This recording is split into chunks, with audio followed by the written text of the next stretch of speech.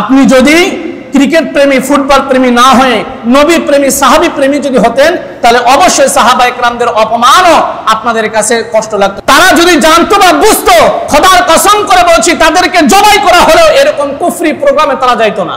যেই হুজুর লেবাসধারী, যারাই নাকি আবু বকরকে কাফের বলে, ওমরকে, ওসমানকে, আম্মাজান আয়েশা রাদিয়াল্লাহু তাআলা সহ অন্যান্য সাহাবা ইকরামদেরকে কাফের জাহান্নামী বলে, বুঝতে হবে এরাই শিয়া, এরাই হচ্ছে কাফের, এরাই হচ্ছে মুনাফিক, এরাই হচ্ছে মুশরিক, এরাই হচ্ছে ইবলিসের এক নাম্বার উত্তরসূরি। কোন কুফরি তরিকার, কোন বেদাতি তরিকার কোন প্রোগ্রাম আমরা আমাদের কাঞ্জি মার্কেটের আশেপাশে হতে দেব না, দেব না, দেব না। কথা বলেন ঠিক কিনা?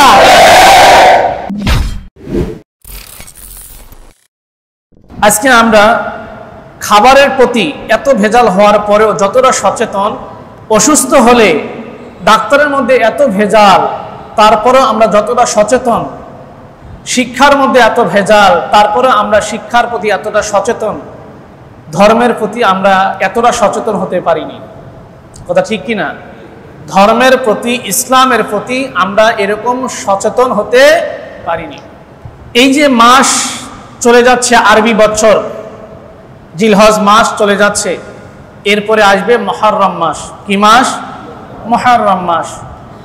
মুহররম মাসের ইতিহাস কি? এই মাসের নামকরণ কি?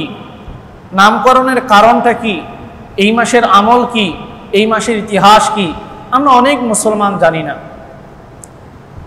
আমরা অনেক মুসলমান জানি না। আজকে মুসলমানদের সন্তান ফুটবল খেলা, ক্রিকেট খেলা দিয়ে তর্ক বিতর্ক করে কি করে না ভাই? কথা বলেন।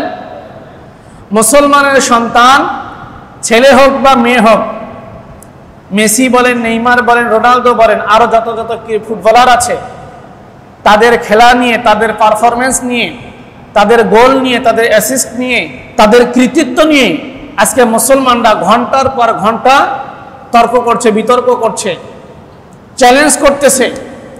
মুসলমানের সন্তান আজকে চ্যালেঞ্জ করতেছে, টকশো করতেছে যে আমার কথা যদি মিথ্যা হয় তাহলে আমি তোমাকে এটা দিব, তোমার কথা যদি সত্য হয় আমি তোমাকে এটা দিব।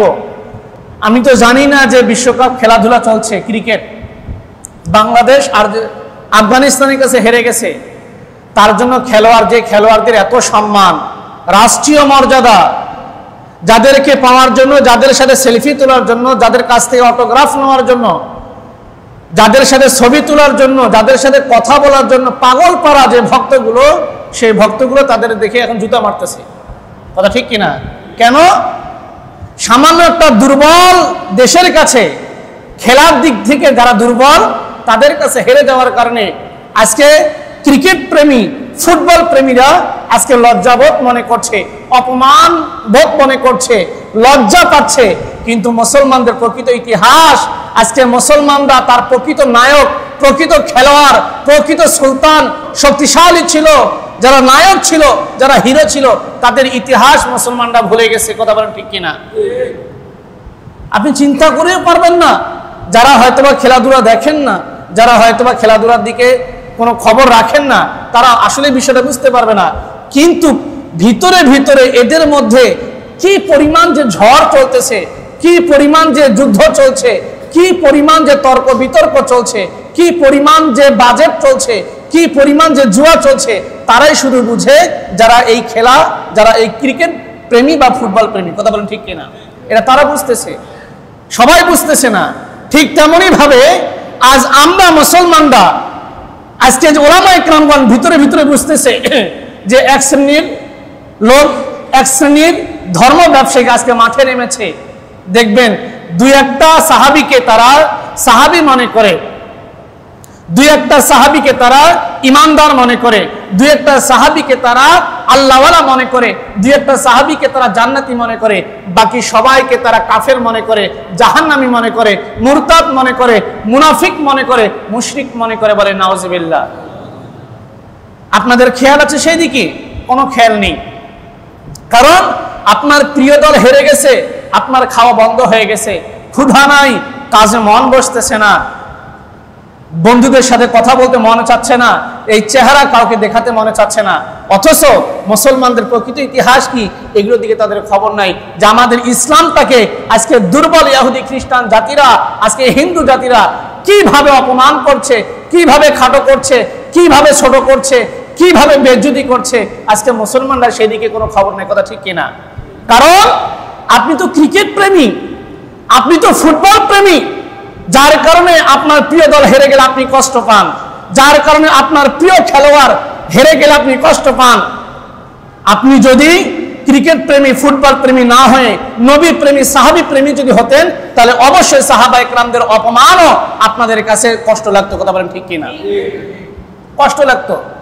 আপনি হয়তো বিষয়টা বুঝতে পারতেছেন না আমি কি কথা বলছি, কোন দিকে আমি কথা বলছি। এই জন্য খুব মনোযোগ সহকারে কথাগুলো শুনুন। যে আমরা মাঝে মাঝে হয়তোবা আমরা দেখেছি তাদেরকে আমরা চিনতে পারিনি, তাদেরকে আমরা এখনো ভালোভাবে বুঝতে পারিনি। আপনারা খেয়াল করবেন, এইভাবে যদি আপনারা খেয়াল রাখতে পারেন, আশা করা যায় যে আল্লাহ পাক রব্বুল আলামিন আপনাদেরকে পথভ্রষ্ট করবে না। আমি দোয়া করি, আমার জন্য দোয়া করবেন, আল্লাহ সুবহানাহু ওয়া তাআলা দুনিয়াতে যতই ফিতনা ছড়িয়ে পড়ুক না কেন, যতই কষ্ট হোক না কেন, আমরা যেন ইসলাম থেকে বিচ্যুত না হই। বলেন আমিন। সম্মানিত উপস্থিতি, আমাদের ইতিহাসটা কি, আমাদের ঐতিহ্য কি, আমাদের পূর্বপুরুষরা কারা ছিল, আমাদের ইসলাম কি বলে, ইসলামের বিজয়গুলো আমাদের কিভাবে ছিল। আজকে মুসলমানরা আজকে তারা এতই ইসলাম থেকে সরে আসছে।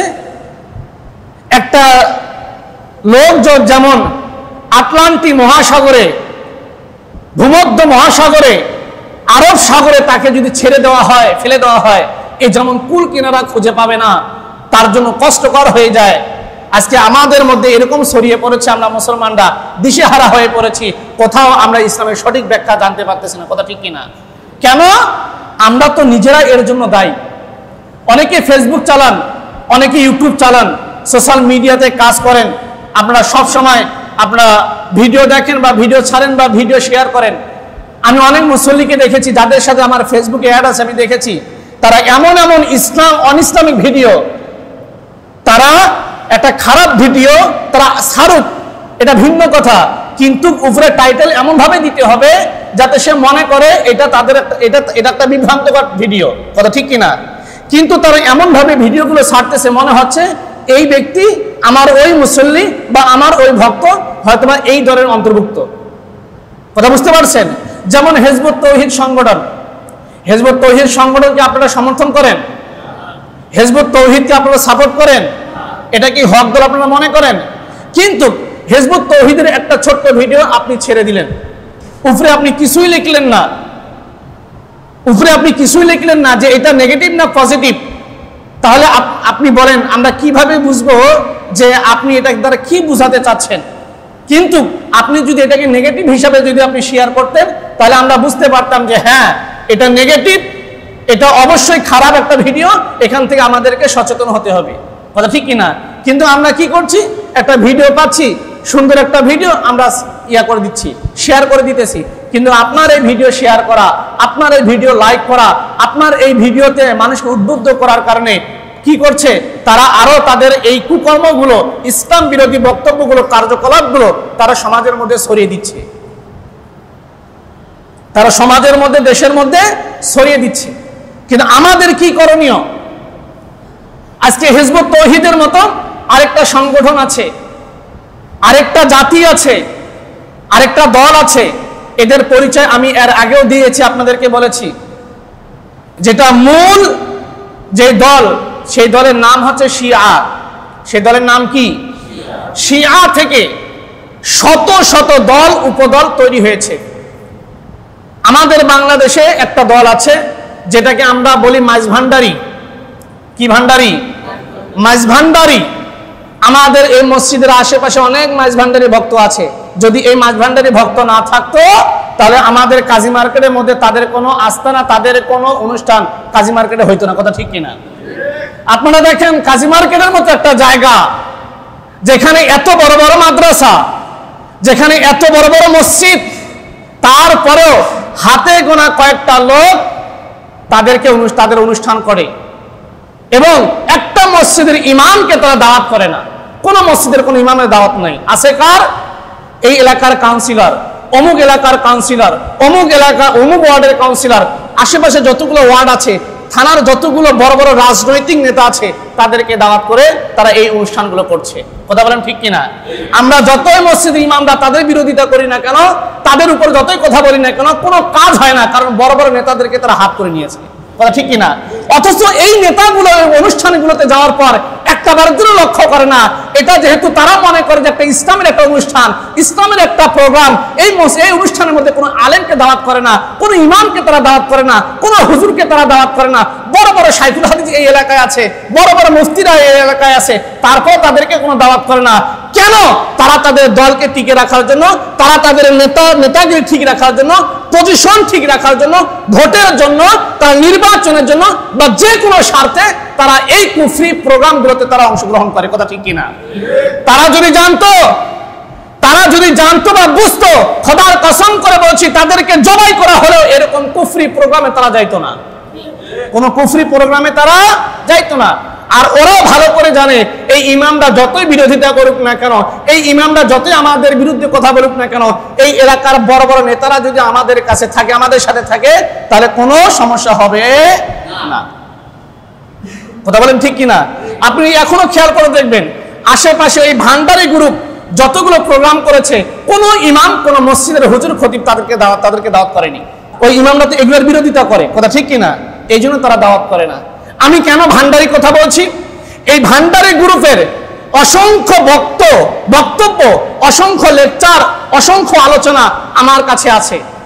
আমি তাদের আলোচনাগুলো এবং সোশ্যাল মিডিয়াতে আপনারা দেখবেন, একাধিক আয়াতে এরা আবু বকর সিদ্দিক রাদিয়াল্লাহু তাআলা আনহুকে জাহান্নামী বলে, এই দল ওমর রাদিয়াল্লাহু তাআলা আনহুকে অযোগ্য বলে, ওসমান রাদিয়াল্লাহু তাআলা আনহুকে ক্ষমতালোভী বলে, আম্মা জান আয়েশা সিদ্দিকা রাদিয়াল্লাহু তাআলা আনহাকে তারা জিনাকারিনী বলে।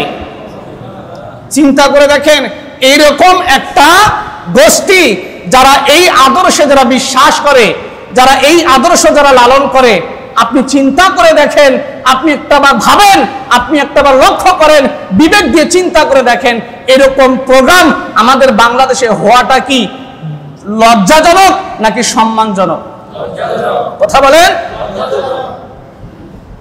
সম্মানিত ভাইরা আমার, বন্ধুরা আমার, এই জন্যই তো আমি বলেছি, আপনার প্রিয় ক্রিকেটার, আপনার প্রিয় ফুটবলার, আপনার প্রিয় দল যদি অন্য কোন দলের কাছে হেরে যায়, আপনার প্রিয় খেলোয়াড়কে কেউ যদি কটাক্ষ করে, কেউ যদি তুচ্ছ তাচ্ছিল্য করে, আপনি সঙ্গে সঙ্গে প্রতিবাদ করেন।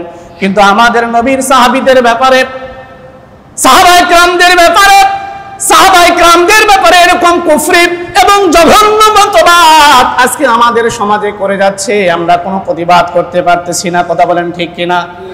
তার মানে বোঝা যাচ্ছে আমরা ক্রিকেট প্রেমী হতে পেরেছি, কিন্তু নবী এবং সাহাবী প্রেমী হতে পারি নাই। কথা বলেন ঠিক কিনা? হে যুবক ভাইরা, একটাবার চিন্তা করে দেখেন, একটাবার খেয়াল করে দেখেন, আপনি আজকে নেইমারের জন্য, মেসির জন্য, রোনালদোর জন্য, সাকিব আল হাসানের জন্য, বড় বড় ক্রিকেটার, ফুটবলারদের জন্য আপনি আজকে কত কিছু করছেন, কত তর্ক বিতর্ক করছেন। আপনি একটাবারের জন্য চিন্তা করেন যে আপনার এই শক্তি, আপনার এই রক্ত, আপনার এই তর্ক, আপনার এই দৃষ্টি, আপনার এই হিম্মত আজকে আপনি কোন কাজে ব্যয় করছেন, কোন খাতে খরচ করছেন, কার জন্য করছেন? রোনালদোর ভক্ত হয়ে, নেইমারের ভক্ত হয়ে, মেসির ভক্ত হয়ে কাল কিয়ামতের ময়দানে কি মাপ পাওয়া যাবে, নাকি সাহাবায়ে কেরামদেরকে মহব্বত করে মাপ পাওয়া যাবে? কথা বলেন। আমাদের বাংলাদেশে এখন হাজার হাজার প্রোগ্রাম চলছে ভাই, হাজার হাজার প্রোগ্রাম চলছে। তাদের প্রোগ্রামে কোনো বাধা নাই, তাদের প্রোগ্রামে কোনো বাধা নাই। এমন এমন বক্তব্য দিচ্ছে যে আম্মা জান আয়েশা রাদিয়াল্লাহু তাআলা আনহা কি নাকি আরেকজন পুরুষের সাথে, আরেকজন ছেলের সাথে, আরেকজন যুবকের সাথে অকাম করতে গিয়ে ধরা পড়েছে। নাউযুবিল্লাহ। আপনি চিন্তা করে দেখেন, আমরা কি ঈসা নবীকে নবী হিসেবে মানি কিনা? মুসা নবীকে নবী হিসেবে মানি কিনা? ইদ্রিস আলাইহিস সালামকে নবী হিসেবে মানি কিনা? ইব্রাহিম আলাইহিস সালামকে নবী হিসেবে মানি কিনা? আমরা যদি সকল অন্য নবীকে বাদ দিয়ে শুধু আমাদের নবীকে মানি, তাহলে কি আমরা মুসলমান হতে পারবো না? সকল নবীকে আমরা মানতে হবে, সকল নবীর উপর ঈমান আনতে হবে, আমাদের নবীর উপরও ঈমান আনতে হবে। কথা বলেন ঠিক কিনা? কেউ যদি হযরত আবু বকর সিদ্দিক রাদিয়াল্লাহু তাআলা আনহুকে একমাত্র সাহাবী মনে করে বাকি এগুলোকে কাফের মনে করে, তার ঈমান যেমন থাকবে না। কেউ যদি হযরত ওমর রাদিয়াল্লাহু তাআলা আনহুকে একমাত্র সাহাবী মনে করে বাকিগুলোকে কাফের মনে করে, তারপরে তার যেমন ঈমান থাকবে না। একমাত্র হযরত ওসমান রাদিয়াল্লাহু তাআলা আনহুকে যদি কেউ ঈমানদার সাহাবী মনে করে, বাকিগুলোকে যদি কাফের মনে করে, বাকিগুলোকে যদি মুনাফিক মনে করে, বাকিগুলোকে যদি মুশরিক মনে করে, তারপর তার ঈমান থাকবে না। কথা বলেন ঠিক কিনা? কারণ সকল নবীর উপর যেমন ঈমান আনতে হবে, সকল সাহাবা ইকরামের প্রতি ভালো ধারণা রাখতে হবে, এটা আল্লাহর নির্দেশ। কিন্তু মুসলমানরা এখন জানে না। মুসলমানরা এখন ফেসবুকে ভিডিও দেখছে, নবীর বিরুদ্ধে কথা বলছে, সাহাবা ইকরামদের বিরুদ্ধে কথা বলছে। তারা নাকি এখন বারবার বক্তব্য দিয়ে বলছে, দেখবেন এই যে মুহররম মাস আসতেছে, মুহররম মাস অতি নিকটে চলে আসছে, এই মাসে এদের আলোচনাগুলো সবচাইতে বেশি পাওয়া যায়। দেখবেন কয়েকটা কথা, পাক পাঞ্জাতন, পাক কথা বলেন না কেন, পাক পাঞ্জাতন, তারপরে হচ্ছে দাইমি সালাত, কি সালাত? দাইমি সালাত, তারপরে হচ্ছে মারেফত, এই যে মারেফত, দাইমি সালাত, পাক পাঞ্জাতন, আর একটা হচ্ছে সবচেয়ে বেশি তারা বলে আওলাদে রসুল, হযরত আলীর আওলাদে রসুল, মানে রসুল সাল্লাল্লাহু আলাইহি ওয়াসাল্লামের পরিবার, হযরত আলী রাদিয়াল্লাহু তাআলা আনহুর পরিবার, আহলে বায়াত, আহলে বায়াত। এই আহলে বায়াত এই শব্দগুলো দেখবেন সবচেয়ে বেশি বলে এই মাজার পূজারী বাউল যারা, লালনের ভক্ত যারা, এই বাউল শিল্পী যারা, এরা এই শব্দগুলো বেশি আলোচনা করে। কথা ঠিক কিনা? এই আলোচনাগুলো বেশি করে। দেখবেন তারা আজে বাজে মালা গলায় দিয়ে, ধোতরা একটা সামনে নিয়ে, নারী পুরুষ এক হয়ে তারা নবীর জীবনী বর্ণনা করছে, আলী রাদিয়াল্লাহু তাআলা আনহুর জীবনী বর্ণনা করতেছে, ওসমান রাদিয়াল্লাহু তাআলা আনহুর জীবনী বর্ণনা করতেছে, ফাতেমা রাদিয়াল্লাহু তাআলা আনহুর জীবনী বর্ণনা করতেছে। তারা সবাইকে কাফের মনে করে, শুধু আলী, হযরতে ফাতেমা, হযরতে হাসান হোসেন, এই আহলে বায়াতের এই চারজনকে তারা সবচেয়ে বেশি গুরুত্ব দিয়ে থাকে। এমনকি নবীর চাইতেও তারা বেশি গুরুত্ব দিয়ে থাকে। ভাই, আমাদের সবচাইতে বড় যেটা দরকার, আমাদের সবচাইতে বড় যেটা দরকার সেটা হলো ইসলামী হুকুমত কায়েম করা। কি করা? ইসলামী হুকুমত কায়েম করা। ইসলামী হুকুমত কায়েমের আগে সবচাইতে যেটা দরকার সেটা হচ্ছে একতা। সেটা কি? একতা। এই একতা যদি আমরা হতে পারি, অবশ্যই আমাদের দেশের মধ্যে ইসলামী হুকুমত কায়েম হয়ে যাবে। আর ইসলামী হুকুমত যদি কায়েম হয়ে যায়, তাহলে মসজিদে মসজিদে গোড়া ফাটিয়ে এত ওয়াজ করা লাগবে না। আমাদের বাংলাদেশের যত কুফরি দল আছে, বেদাতি দল আছে, যত শিরকের আস্তান আছে, সবগুলো চলে যাবে। কথা বলেন ঠিক কিনা? কিন্তু আমরা এখানে সেখানে ওয়াজ করে গোড়া ফাটিয়ে দিচ্ছে, আর তারা বড় বড় এমপি মন্ত্রীদেরকে ডেকে এনে চেয়ারে বসিয়ে সম্মানের সাথে রেখে তারা আজকে নবীর বিরুদ্ধে, আবু বকরের বিরুদ্ধে, ওমরের বিরুদ্ধে, ওসমানের বিরুদ্ধে, হযরতে তালহার বিরুদ্ধে, সাহাবী হযরতে আম্মা জান আয়েশা সিদ্দিকা রাদিয়াল্লাহু তাআলা আনহার বিরুদ্ধে তারা অনবরত কথা বলে যাচ্ছে। বলেন নাউজুবিল্লাহ। একটা এমপি মন্ত্রীর সামনে দাঁড়িয়ে কেউ প্রধানমন্ত্রীকে নিয়ে কটাক্ষ করতে পারে না। একজন এমপি মন্ত্রীর সামনে দাঁড়িয়ে কেউ বঙ্গবন্ধু শেখ মুজিবুর রহমানের পরিবারকে খড় করতে পারে না, কথা বলতে পারে না, তুচ্ছ তাচ্ছিল্য করতে পারে না। কিন্তু এমপি মন্ত্রীদের সামনে দাঁড়িয়ে ইসলামের বিরুদ্ধে অনবরত কথা বলে যাচ্ছে। এমপি মন্ত্রীদের হুঁশ নাই। কথা ঠিক কিনা? এদিকে কোনো খবর নাই, কোনো খেয়াল নেই। মুহররম মাস কি দিয়ে বিখ্যাত, কি দিয়ে বেশি পরিচিত? আমরা মনে করি কারবালা যে মর্মান্তিক ঘটনা ঘটেছে এটাকে কেন্দ্র করে এই মাসের ইতিহাস, কিন্তু এটা চূড়ান্ত একটা ভ্রান্ত ধারণা। অথচ মুহররম মাসের আগেও আল্লাহ রাসূল সাল্লাল্লাহু আলাইহি ওয়াসাল্লাম মুহররম মাস পালন করেছেন। কি পালন করেছেন সেটা আজকে বলবো না, কিন্তু মনে রাখতে হবে যে আমরা হুসাইনকে ভালোবাসি, ঠিক আছে, আমরা আলী রাদিয়াল্লাহু তাআলা আনহুকে ভালোবাসি, ঠিক আছে, আমরা ফাতেমা রাদিয়াল্লাহু তাআলা আনহাকে ভালোবাসি, ঠিক আছে, কিন্তু আমরা অন্য কোন সাহাবীকে আমরা খাটো করব না, কোন সাহাবীকে তুচ্ছ তাচ্ছিল্য করব না। কথা বলেন ঠিক কিনা? যেই বাউল শিল্পী, যেই হুজুর লেবাসধারী, যারাই নাকি আবু বকরকে কাফের বলে, ওমরকে, ওসমানকে, আম্মাজান আয়েশা রাদিয়াল্লাহু তাআলা সহ অন্যান্য সাহাবায়ে কেরামদেরকে কাফের জাহান্নামী বলে, বুঝতে হবে এরাই শিয়া, এরাই হচ্ছে কাফের, এরাই হচ্ছে মুনাফিক, এরাই হচ্ছে মুশরিক, এরাই হচ্ছে ইবলিসের 1 নাম্বার উত্তরসূরি। এই জন্য আপনারা খুবই সতর্ক হবেন, খুবই সতর্ক হবেন। দেখবেন খালি বলে পাক পাঞ্জাতন, দাইমি সালাত, এরা কোরআনুল কারীমের মধ্যে 5 ওয়াক্ত নামাজের কথা খুঁজে পায় না, রোজার কথা খুঁজে পায় না, 5 ওয়াক্ত নামাজে যাকাতের কথা খুঁজে পায় না, কুরবানির কথা খুঁজে পায় না, হজের কথা কোরআনে খুঁজে পায় না। এরা খুঁজে পায় কি? গান বাজনা করার কথা কোরআন হাদিসে খুঁজে পায়। কথা বলেন ঠিক কিনা? পীরকে সেজদা করতে হবে, পীরের পূজা করতে হবে, মুরিদ বানাতে হবে, এগুলোর কথা এরা কোরআন হাদিসে খুঁজে পায়। কথা বলেন ঠিক কিনা? এই জন্য দেখবেন তাদের দরবারগুলো মেয়ে দিয়ে ভরা আর ফুলের বাগান দিয়ে তাদের ঘরটাকে সাজাইছে। এটা মনে হবে না এটা একটা দরবার, মনে হবে যেন বাসর ঘর। কথা বলেন ঠিক কিনা? মনে হবে যেন বাসর ঘর। আপনি বলেন যতক্ষণ পর্যন্ত আমাদের দেশে ইসলামী হুকুমত কায়েম না হবে, ততক্ষণ পর্যন্ত এই সমস্ত কুফরি দরবারগুলো দিন দিন বেড়েই চলবে। কথা বলেন ঠিক কিনা? আপনি চিন্তা করে দেখেন, সেখানে গিয়ে সেজদা করছে, এখন বলতেছে তোমরা কাবা ঘরে হজ করতে যাইও না। এরকম বক্তব্য শুনেননি আপনারা? শুনেননি? এগুলো তো শুনবেন না। আপনারা শুনবেন কি? এই ঈদে কার ছবি বের হয়েছে, সাকিব খানের ছবি বের হয়েছে, এই ছবির বিভিন্ন বিষয় নিয়ে আজকে মেয়েরা একবারে ফেসবুক, ইউটিউব মাতিয়ে তুলেছে।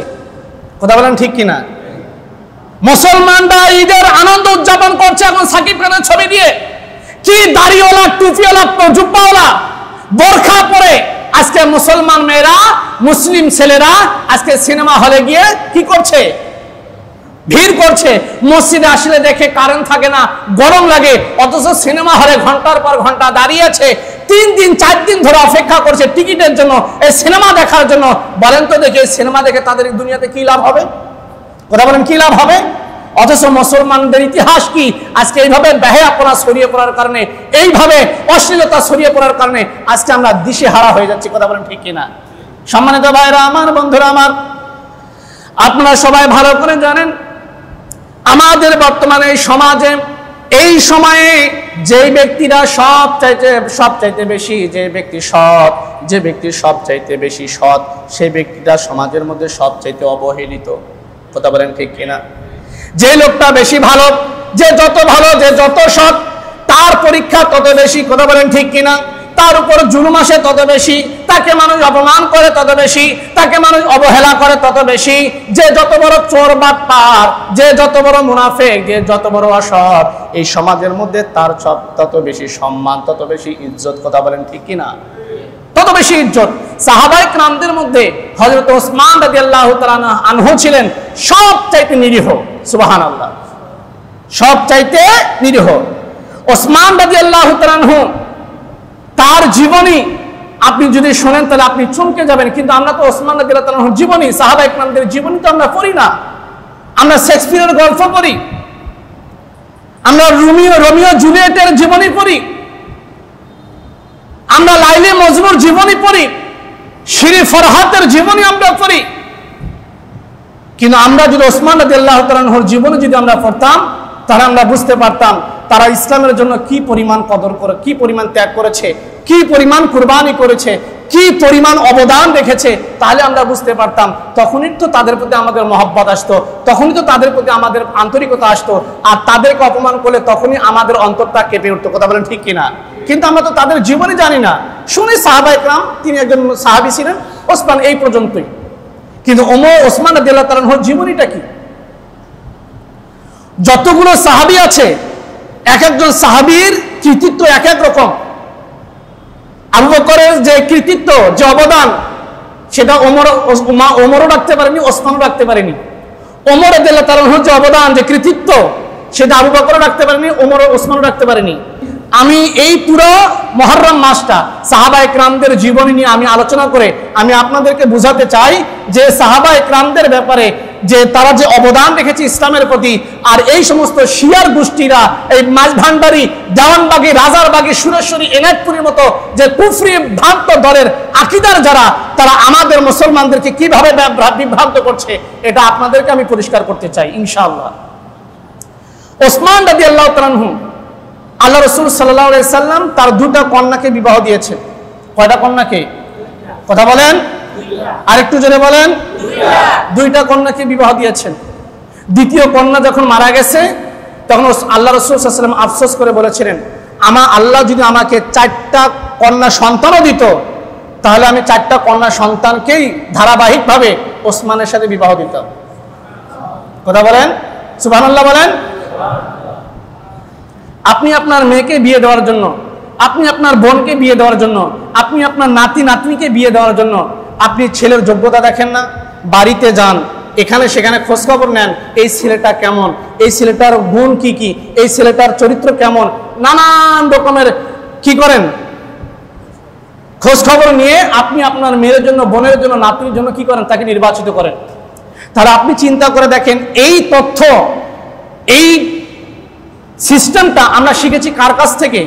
আল্লাহ রাসূল বলে দিয়েছেন তুমি কাকে বিয়ে করবে, কাকে বিয়ে করবে না, কোন নারীকে বিয়ে করলে সুখ শান্তি পাবে, কোন নারীকে বিয়ে করলে দুঃখ পাবে, কোন ছেলেকে বিয়ে করলে সুখ শান্তি পাবে, কোন ছেলেকে বিয়ে করলে দুঃখ পাবে, এটা আল্লাহ রাসূল শিক্ষা দিয়ে যাননি? কথা বলেন না কেন? আল্লাহ রাসূল শিক্ষা দিয়ে গেছেন। তাহলে আল্লাহ রাসূল যদি শিক্ষা দিয়ে থাকেন, তাহলে আল্লাহ রাসূল কি পরিমাণ মেনেছেন? আল্লাহ রাসূল সাল্লাল্লাহু আলাইহি ওয়াসাল্লাম তার মেয়েকে বিয়ে দেওয়ার জন্য কি পরিমাণ যোগ্যতা দেখেছেন ওসমান রাদিয়াল্লাহু তাআলা আনহুর ভিতরে? ওসমান রাদিয়াল্লাহু তাআলা আনহুর জীবনীতে আছে, ইসলাম গ্রহণ করার আগেও ওসমান রাদিয়াল্লাহু তাআলা আনহু কোনো বেগানা নারীর দিকে তাকায়নি। সুবহানাল্লাহ বলেন।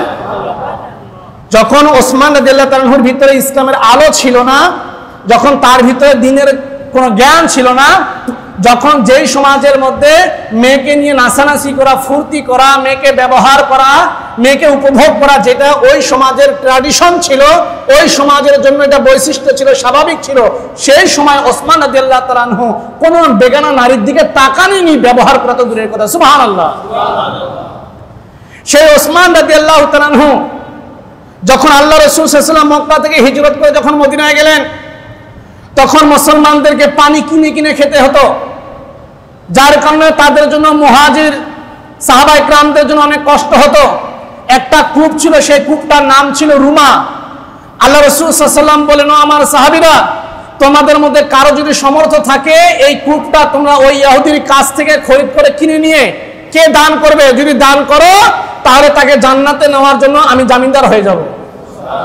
তখন ওসমান রাদিয়াল্লাহু তাআলা আনহু যে কূপটা যে ইহুদির, ওই ইহুদির কাছ থেকে খরিদ করে নিয়ে আল্লাহ রাসূলকে বলে, ইয়া রাসূলুল্লাহ, ইয়া হাবিবাল্লাহ, এই কূপটা আমি মুসলমানদের জন্য দান করে দিলাম। তাহলে নিশ্চয় তিনি একজন জান্নাতি সাহাবী। কথা বলেন ঠিক কিনা? আল্লাহ রাসূল সাল্লাল্লাহু আলাইহি সাল্লাম সাহাবায়ে কেরামদেরকে নিয়ে মজার মজার আলোচনা করছিলেন। আল্লাহ রাসূল সাল্লাল্লাহু আলাইহি সাল্লাম বলছেন, তোমরা কি জান্নাতি কোনো মানুষকে দেখতে চাও? সুবহানাল্লাহ। সাহাবায়ে কেরামগণ সবাই পাগল করা, আবু বকর সিদ্দিক উপস্থিত, ওমর ওইখানে উপস্থিত, ও আলী রাদিয়াল্লাহু তাআলা আনহু উপস্থিত, শত শত সাহাবায়ে কেরামগণ সেখানে উপস্থিত। আল্লাহ রাসূল সাল্লাল্লাহু আলাইহি সাল্লাম বললেন, আমার সাহাবীরা, তোমরা কি জান্নাতি কোনো মানুষ দেখতে চাও? সাহাবায়ে কেরামগণ বলেন, ইয়া রাসূলুল্লাহ, ইয়া হাবিবাল্লাহি, আমরা অবশ্যই দেখতে চাই, আমরা জান্নাতি মানুষকে দেখে আমরা তৃপ্তি পেতে চাই। আল্লাহ রাসূল সাল্লাল্লাহু আলাইহি সাল্লাম বললেন, তোমরা এই মজলিসের মধ্যে দেখো, যার মুখের মধ্যে মুখোশ লাগানো, যার মুখটা ঢেকে রাখা, ওই ব্যক্তি হচ্ছে জান্নাতি সাহাবী। সবাই পাগলের মতো উঠে গিয়ে সেই মুখোশধারী ব্যক্তির মুখ থেকে যখন মুখোশটা খুলে নেওয়া হলো, সবাই দেখে এ যেন আর কেউ নয়, আমাদের ওসমান। আল্লাহ রাসূল বললেন, তোমরা জান্নাতি সাহাবী যদি দেখতে চাও, তাহলে যার মুখে মুখোশ লাগানো আছে তার মুখটা, মুখোশ খুলে তোমরা দেখো, এই লোকটা জান্নাতি। আল্লাহ রাসূল সাল্লাল্লাহু আলাইহি ওয়াসাল্লামের কথা শুনে সাহাবায়ে কেরামগণ দেখে, মুখ থেকে মুখোশ খুলে দেখে, এ আর কেউ নয়, এই জন্য আমাদের ওসমান। সুবহানাল্লাহ। আল্লাহ রাসূল সাল্লাল্লাহু আলাইহি সাল্লাম হজ করতে যাবেন, মক্কা থেকে, মদিনা থেকে হজ করার জন্য মক্কায় যাবেন। আল্লাহ রাসূল সাল্লাল্লাহু আলাইহি সাল্লামকে সংবাদ দেওয়া হলো যে আবু সুফিয়ানের নেতৃত্বে কাফেররা সবাই ঐক্যবদ্ধ হয়ে আপনাকে হজ করতে দেবে না, মক্কায় ঢুকতে দেবে না, তারা সবাই দলবদ্ধ হয়ে অপেক্ষা করছে আপনাকে প্রতিহত করার জন্য। আল্লাহ রাসূল সাল্লাল্লাহু আলাইহি সাল্লাম বললেন, আমি তায়েফে কত কষ্ট করার কারণে, আমি মক্কাতে অনেক কষ্ট করার কারণে ধৈর্য ধরেছি বলেই তো আজকে আবু বকর আবু বকর হয়েছে, ওমর ওমর হয়েছে, ওসমান ওসমান হয়েছে, আলী আলী হয়েছে। কথা বলেন ঠিক কিনা? যারা এতটা ইসলামের দুশ্মন ছিল, ইসলামকে না বোঝার কারণে দুশ্মনী করত, আমি আমার সাথে দুর্ব্যবহার করার পরেও আমি তাদের সাথে ভালো ব্যবহার করে ধৈর্য ধরার কারণে আজকে আমার সাহাবায়ে কেরাম তারা তৈরি হয়েছে, সাহাবী হয়েছে, ঈমানদার হয়েছে। আমি আজ ওদের সাথে যুদ্ধ করতে চাই না, ওদের সাথে মারামারি করতে চাই না, কারণ ভালো করে জানি আমি যদি তাদের বিরুদ্ধে তলোয়ার উঠাই তাহলে তারা কেউ টিকতে পারবে না, অবশ্যই টিকতে পারবে না। কিন্তু আজকে আমি তাদের বিরুদ্ধে যুদ্ধ না করে আল্লাহ রাসূল সাল্লাল্লাহু আলাইহি ওয়াসাল্লাম ধৈর্য নিয়ে তাদের সাথে সন্ধি করার জন্য প্ল্যান করলেন। বলেন সুবহানাল্লাহ। আল্লাহ রাসূল সাল্লাল্লাহু আলাইহি ওয়াসাল্লাম কাছে যখন এই সংবাদ এলো, আল্লাহ রাসূল সাল্লাল্লাহু আলাইহি ওয়াসাল্লাম বলতেছেন, ও আমার সাহাবীরা, আমি শুনতে পেলাম যে মক্কার কাফের মুশরিকরা নাকি আমাদেরকে মক্কায় ঢুকতে দেবে না। আবু সুফিয়ান তরবারি নিয়ে অপেক্ষা করছে, আমাদের অপেক্ষা করছে। আমরা তাদের সামনে গেলে বিশাল এক গ্যাঞ্জাম সৃষ্টি হবে, তৈরি হবে। তাই আমি বলতে চাই, তোমরা আমার পক্ষ থেকে কে চাও, কে পারবে যে কাফেরদের কাছে গিয়ে সন্ধি করতে কে পারবে? কেউ দাঁড়ায় না, সাহস পায় না। আল্লাহ রাসূল সাল্লাল্লাহু আলাইহি ওয়াসাল্লাম হযরত ওমর রাদিয়াল্লাহু তাআলা আনহুকে ডাকলেন, ওমর তুমি এদিকে আসো। ওমর রাদিয়াল্লাহু তাআলা আনহু সামনে আসলেন, এসে বলতেছেন, ইয়া রাসূলুল্লাহ, ইয়া হাবিবাল্লাহ, আপনি কি হুকুম করবেন বলেন। আল্লাহ রাসূল সাল্লাল্লাহু আলাইহি ওয়াসাল্লাম বলেন, ও আমার সাহাবী ওমর, আমি তোমাকে মক্কার কাফের মুশরিকদের আবু সুফিয়ানদের কাছে তোমাকে আমি পাঠাতে চাই রাষ্ট্রদূত করে, তুমি কি যেতে চাও? তখন ওমর রাদিয়াল্লাহু তাআলা আনহু বলেন, ইয়া রাসূলুল্লাহ, ইয়া হাবিবাল্লাহ, এটা যদি আপনার নির্দেশ হয়ে থাকে তাহলে আমি যাওয়ার জন্য প্রস্তুত। বলুন সুবহানাল্লাহ। আপনি জানেন আমার রাগটা বেশি, আমার জেদ বেশি, তার কারণে আমার শত্রু বেশি। আমি যদি আবু সুফিয়ানের সামনে গিয়ে আপনার সঠিক কথাগুলো বলি, তাহলে যদি ওরা শুনে আলহামদুলিল্লাহ, যদি না শুনে তাহলে সেখানে গন্ডগোল হয়ে যাবে, সেখানে মারামারি লেগে যাবে, যুদ্ধ লেগে যাবে। আপনি তো রক্তপাত চান না, এটা আমি জানি। ইয়া রাসূলুল্লাহ, ইয়া হাবিবাল্লাহ, যদি আমার কাছ থেকে আপনি কোনো একটা পরামর্শ চান তাহলে আমি পরামর্শ দিতে পারি। আমার চাইতে উপযুক্ত একজন সাহাবী এখানে আছে, সে রাষ্ট্রদূত হওয়ার জন্য সবচাইতে বেশি উপযুক্ত। বলেন সুবহানাল্লাহ। আল্লাহ রাসূল সাল্লাল্লাহু আলাইহি ওয়াসাল্লাম বলেন, ওমর, এখন আমি তোমাকে পাঠাবো এই সিদ্ধান্ত নেই, কিন্তু আমি তোমার কাছ থেকে জানতে চাই, বলো দেখি কে উপযুক্ত। তখন ওমর রাদিয়াল্লাহু তাআলা আনহু বলেন, ইয়া রাসূলুল্লাহ, ইয়া হাবিবাল্লাহ, রাষ্ট্রদূত হওয়ার জন্য ওসমান সবচাইতে বেশি উপযুক্ত। সুবহানাল্লাহ। চিন্তা করে দেখেন, ওসমান রাদিয়াল্লাহু তাআলা আনহুকে রাষ্ট্রদূত করার জন্য ওমর রাদিয়াল্লাহু তাআলা আনহু কি করছেন? নিজে বলছেন। আল্লাহ রাসূল বললেন, হে ওমর, তুমি সৎ ব্যক্তিকে এবং যোগ্য ব্যক্তিকে নির্বাচন করেছো। বলেন সুবহানাল্লাহ। আল্লাহ রাসূল ওসমান রাদিয়াল্লাহু তাআলা আনহুকে বলে দিলেন যে তোমাকে যেতে হবে তাদের সাথে সন্ধি করার জন্য, তাদের কাছে আমার এই বার্তা পাঠানোর জন্য। ওসমান রাদিয়াল্লাহু তাআলা আনহু বলতেছেন, ইয়া রাসূলুল্লাহ, ইয়া হাবিবাল্লাহ, আপনি যেহেতু আমাকে পাঠাচ্ছেন, এর চাইতো কঠিন জায়গায় যাওয়ার জন্য ওসমান এক পায়ে খাড়া। বলেন সুবহানাল্লাহ। আর আমরা একটা মাহফিল করব, একটা ওয়াজ করব, আমরা যদি আমাদেরকে যদি বলা হয় আপনি থানাতে পারমিশন নিয়ে আসেন, কাঁপাকাঁপি শুরু হয়ে যায় আমাদের মধ্যে। কথা ঠিক কিনা? ওসমান রাদিয়াল্লাহু তাআলা আনহুকে আল্লাহ রাসূল সাল্লাল্লাহু আলাইহি ওয়াসাল্লাম নিজে পাগড়ি বেঁধে দিচ্ছেন। সুবহানাল্লাহ। নিজে পাগড়ি বেঁধে দিচ্ছেন। পাগড়ি বেঁধে দেওয়ার পরে ওসমান রাদিয়াল্লাহু তাআলা আনহুকে জড়িয়ে ধরলেন। জড়িয়ে ধরার পর তাকে বিদায় দিলেন। আল্লাহ রাসূলের রাষ্ট্রদূত। সুবহানাল্লাহ। কার রাষ্ট্রদূত? আল্লাহ রাসূলের রাষ্ট্রদূত। বাংলাদেশের রাষ্ট্রদূতের, আমাদের প্রধানমন্ত্রী যদি কাউকে রাষ্ট্রদূত হিসাবে পাঠায়, সেই রাষ্ট্রদূতের সম্মান মানে বাংলাদেশের সম্মান। কথা ঠিক কিনা? আমেরিকার রাষ্ট্রদূতের সম্মান মানে আমেরিকার সম্মান, ভারতের রাষ্ট্রদূতের সম্মান মানে ভারতের সম্মান, পাকিস্তানের রাষ্ট্রদূতের সম্মান মানে পাকিস্তানের সম্মান, ইংল্যান্ডের রাষ্ট্রদূতের সম্মান মানে ইংল্যান্ডের সম্মান। আল্লাহ রাসূল সাল্লাল্লাহু আলাইহি সাল্লামের সম্মান জড়িয়ে আছে এই রাষ্ট্রদূতের মধ্যে। বলেন সুবহানাল্লাহ। আল্লাহ রাসূল তাকে বিদায় দিলেন। তাবুতে ঢুকে আল্লাহ রাসূল সাল্লাল্লাহু আলাইহি সাল্লাম নামাজে দাঁড়িয়ে গেলেন। দাঁড়িয়ে গিয়ে সিজদায় পড়ে বলছে, আল্লাহ, একদল কাফের, একদল মুশরিক, যারা নাকি আমাদেরকে মিটিয়ে দেওয়ার জন্য সব সময় ওত পেতে আছে, অস্ত্র তুলে নিয়েছে, আজকে আমি আমার ওসমান প্রাণের কলিজার টুকরা আমার জামাতাকে, আদরের ওসমানকে আমি সেই একটা কঠিন জায়গায় দুর্গের মধ্যে আমি পাঠালাম। আল্লাহ, তুমি ছাড়া কেউ রক্ষা করতে পারবে না, তুমি আমার ওসমানকে রক্ষা করো, বলেন সুবহানাল্লাহ। চিন্তা করে দেখেন, এমন একজনের কাছে দায়িত্ব দিয়েছেন যে দায়িত্ব পালন করে, তিনি দায়িত্ব পালন করলে কেউ তাকে ক্ষতি করতে পারে না, অসম্মান করতে পারে না। ওসমান রাদিয়াল্লাহু তাআলা কত বড় ভাগ্যবান। কেউ কেউ আবার এখানে এখানে কানাকানি করছে ওসমান অনেক বড় ভাগ্যবান। ওসমান তো এখন মক্কায় গিয়ে প্রাণ ভরে ওমরা করবে, তাওয়াফ করবে, সাফা মারওয়া সাই করবে, হজের কাজগুলো, আনুষ্ঠানিক কাজগুলো পালন করবে, কিন্তু আমরা তো পারতেছি না, আমাদেরকে অনুমতি দেয় কি দেয় না, এরকম নানা রকমের চিন্তা করছে। কিন্তু আল্লাহ রাসূল সাল্লাল্লাহু আলাইহি ওয়াসাল্লামের কানে যখন এই কথা আসলো, তিনি বলছেন, ও আমার সাহাবীরা, খবরদার ওসমান সম্পর্কে এরকম ধারণা করো না। আমার বিশ্বাস, আমাদেরকে ছাড়া ওসমান কখনো তাওয়াফ করবে না। সুবহানাল্লাহ। হযরত ওসমান রাদিয়াল্লাহু তাআলা আনহু পথ চলতে চলতে চলতে চলতে আবু সুফিয়ানের সামনে দাঁড়িয়ে গেলেন। আবু সুফিয়ান ওসমান রাদিয়াল্লাহু তাআলা আনহুকে দেখে বলছে, হে ওসমান, তুমি কেন আমাদের কাছে এসেছো? মনে হয় তুমি তোমার ভুলটা বুঝতে পেরেছো। তোমার মুহাম্মাদের দল থেকে তোমাকে বের করে দিয়েছে, তুমি তোমার দল ত্যাগ করে আমাদের কাছে এসেছো। আমাদের মহব্বত তুমি ছাড়তে পারো নাই, আমাদের রক্তের সম্পর্ক তুমি ছাড়তে পারো নাই, যার কারণে তুমি আমাদের কাছে ফিরে এসেছো। হে ওসমান, তুমি আমাদের কাছে ফিরে এসে আমরা তোমার উপর কোনো প্রতিশোধ নিব না, তোমাকে আমরা সাথে গ্রহণ করব। তুমি আমাদের মাঝে এসে আমাদেরকে ধন্য করেছো, আমাদেরকে খুশি করেছো। তখন ওসমান রাদিয়াল্লাহু তাআলা আনহু বলে, আবু সুফিয়ান, তোমাদের কোনো মায়ায় আমি আসিনি, আত্মীয় স্বজনের মায়ায় আমি আসিনি, রক্তের টানের সম্পর্কে আমি আসি নাই, আল্লাহ রাসূল সাল্লাল্লাহু আলাইহি সাল্লামের বার্তা নিয়ে আমি তোমাদের কাছে এসেছি। বলেন সুবহানাল্লাহ। এবার আবু সুফিয়ান বলে, কি বার্তা? বলে, আল্লাহ রাসূল সাল্লাল্লাহু আলাইহি সাল্লাম এই বার্তা দিয়েছে, বার্তাগুলো আজকে বলছি না।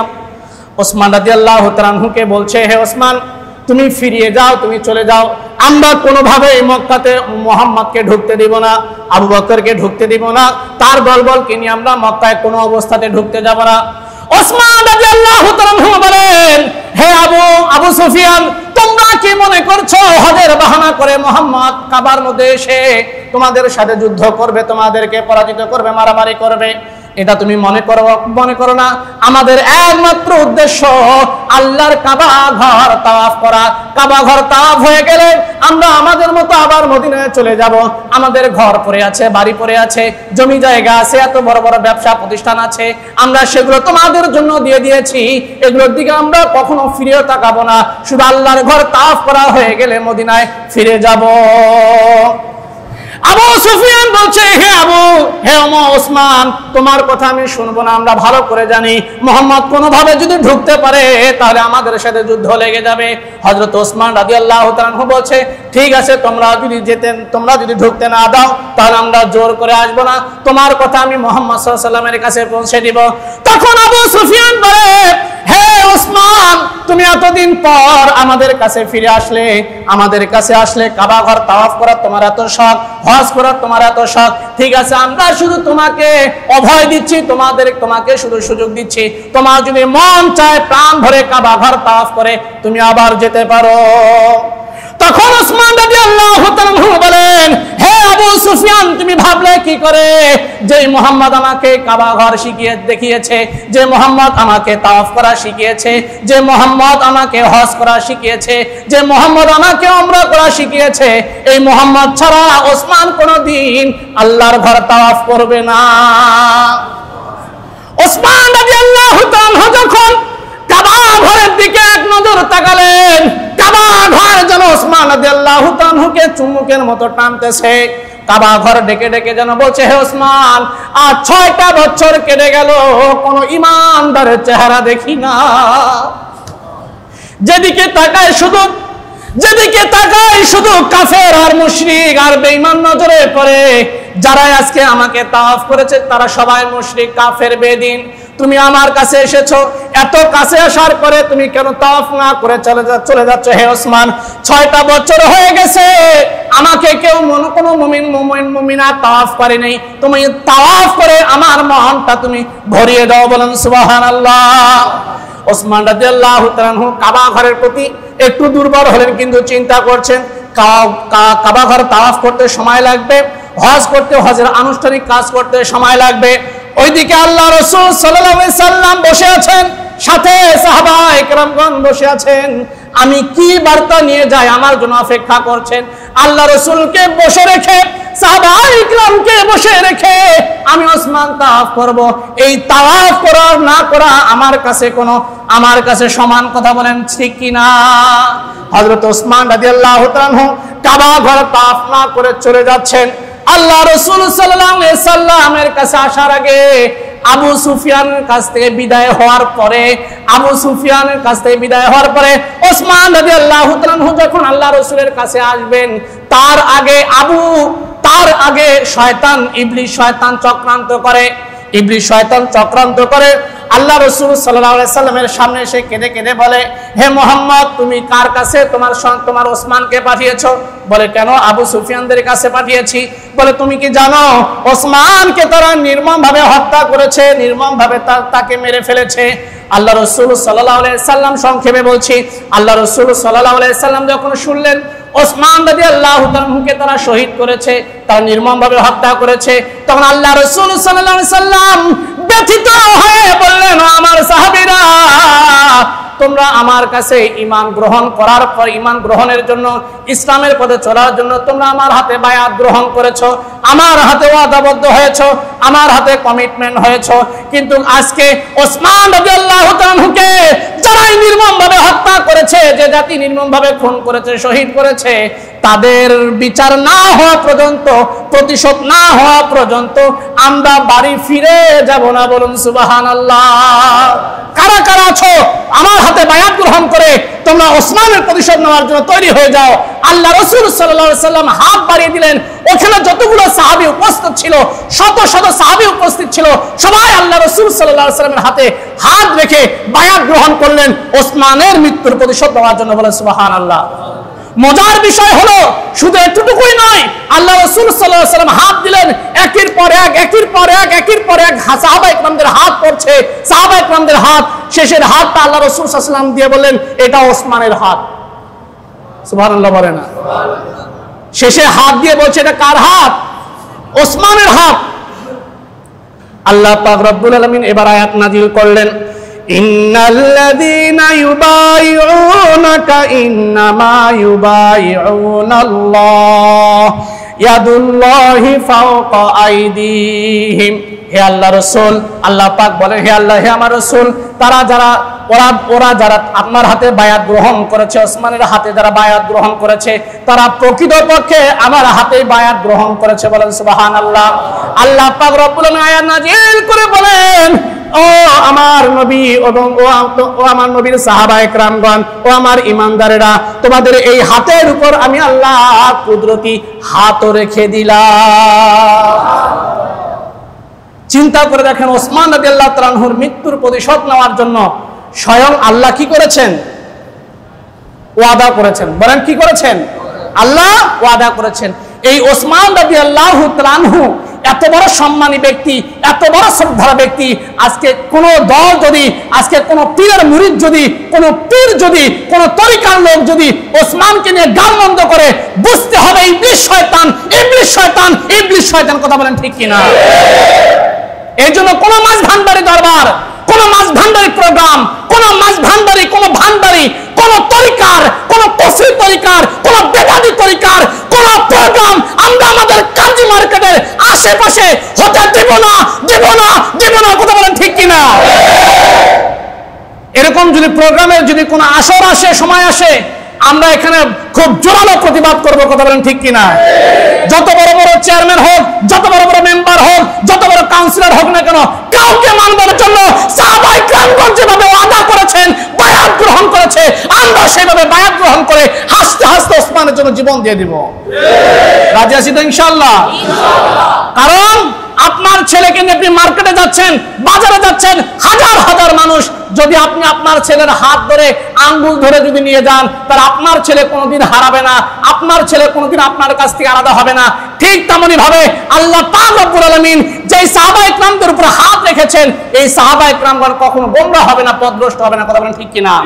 আর যারা সাহাবায়ে কিরামগণ, সেই সাহাবায়ে কিরামদেরকে যারা মহব্বত করবে, ভালোবাসবে, আন্তরিকতা তাদের প্রতি হবে, দুর্বল তাদের প্রতি হবে, আল্লাহর কসম তারাও কোনোদিন গোমরা হবে না, পথভ্রষ্ট হবে না। কথা বলেন ঠিক কিনা?